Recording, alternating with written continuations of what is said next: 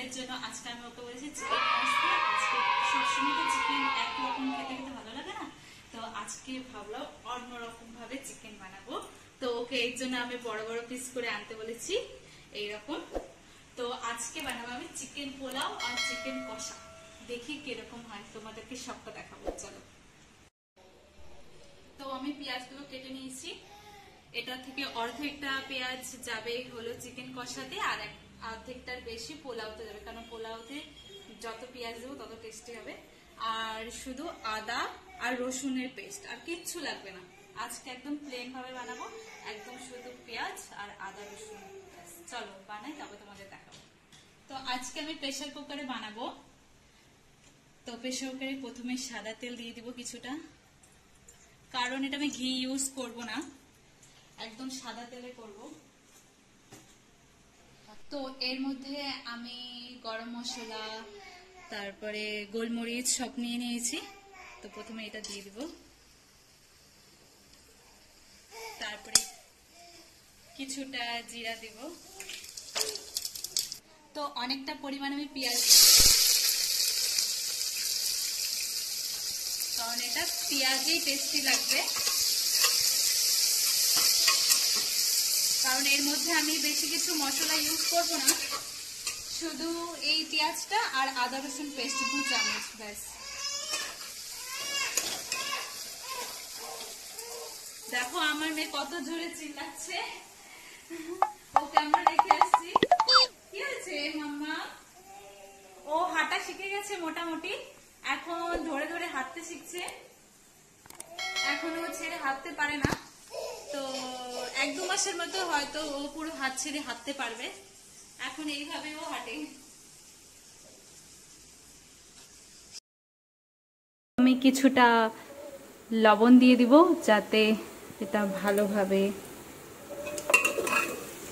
কষে যায়।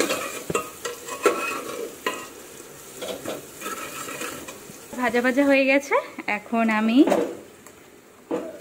2 চামচ আদা রসুনের পেস্ট দেব।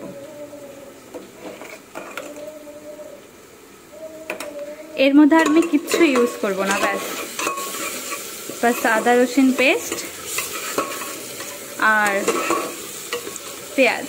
মশলাটা হালকা কষে এসেছে, এবার আমি এই চিকেনগুলো, তো আমি এর মধ্যে 4 পিস চিকেন নিয়েছি, একটু বড় সাইজে। আমি চিকেনগুলো দিয়ে দিলাম,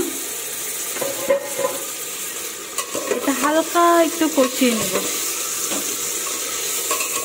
এর মধ্যে দই দিলে ভালো হতো আরো, তো আমার কাছে এখন দই নেই, তো আগে এটা কষিয়ে নিই।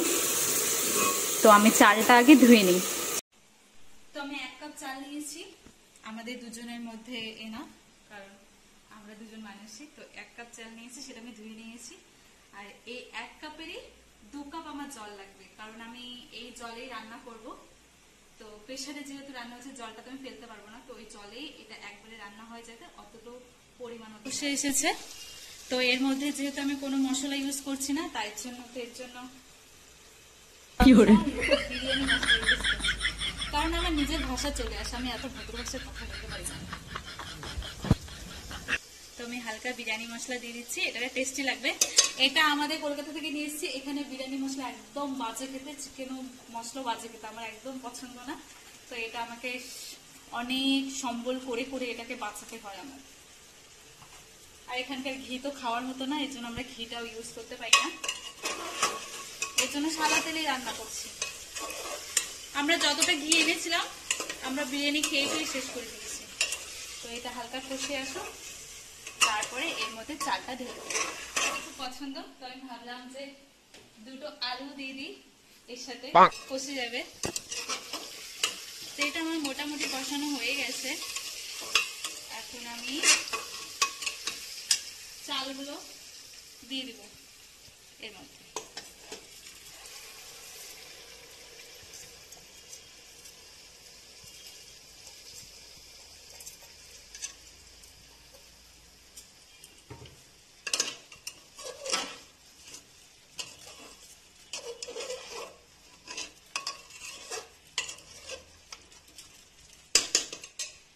জলটা আমি হাফ কাপ, এটা হাফ বাটি আমি চাল দিয়েছিলাম, তো এটা ফুল বাটি আমি এই জলটা দিয়ে দেবো।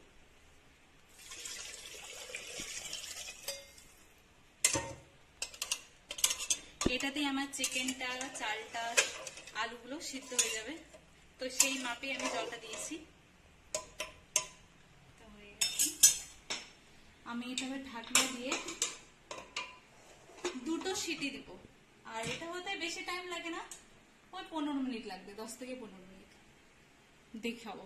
তো এটা হতে থাকুক, এখন আমি বসাবো চিকেন কষা। আর চিকেন কষাটা সিম্পল যেভাবে ঘরোয়া প্রতিদিন রান্না হয় সেরকমই রান্না করব। তো রান্নাটা করে নিই, তারপরে তোমাদেরকে এটা হয়ে যাওয়ার পরে, যখন হয়ে যাবে তারপর তোমাদের দেখাবো। 20 মিনিট হয়ে গেছে, এটা আমি বন্ধ করে দিয়েছি। আর এখানে আমার হচ্ছে লাল লাল ঝাল ঝাল চিকেন কষা, এটা হওয়ার মধ্যেই দেখো আমার পোলাও আর চিকেন কষা রেডি হয়ে গেছে। তো দেখতে কেমন লাগছে সবাই জানিও। আর ভিডিওটি সবার ভালো লাগলে অবশ্যই একটা লাইক কমেন্ট করে দিও।